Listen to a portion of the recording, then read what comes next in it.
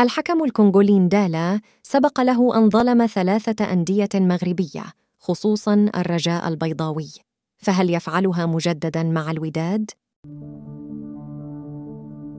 يبدو أن مصير الأندية المغربية أصبح مرتبطاً بالحكم الكونغولي جون جاك ندالا بعد سلسلة من الأخطاء والفضائح التي ارتكبها هذا الأخير في حق 3 أندية مغربية: الوداد والرجاء ونهضة بركان. نعود ونذكر بأبرز أخطائه، حيث لا يسعنا الوقت لذكرها كاملة. البداية بنادي الوداد الرياضي وأخطاء جون جاك ندالا الفادحة في مباراة الوداد وكايزر شيفز الجنوب إفريقي برسم إياب نصف نهائي أبطال أفريقيا لسنة 2021، حيث حرم الفريق من ضربة جزاء واضحة ورفض العودة لتقنية الفار ليتسبب في إقصاء النادي المغربي.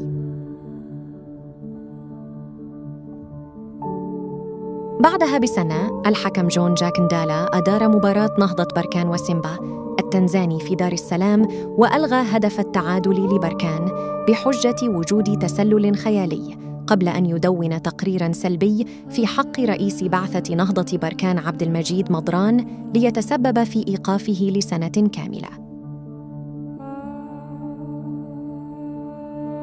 في نفس السنة يعين جون جاك ندالا حكماً لمباراة الأهلي المصري والرجاء الرياضي ليمنح الأهلي ضربة جزاء خيالية ويغض النظر عن إشهار بطاقة حمراء واضحة في حق بيرسي تاو مهاجم الأهلي.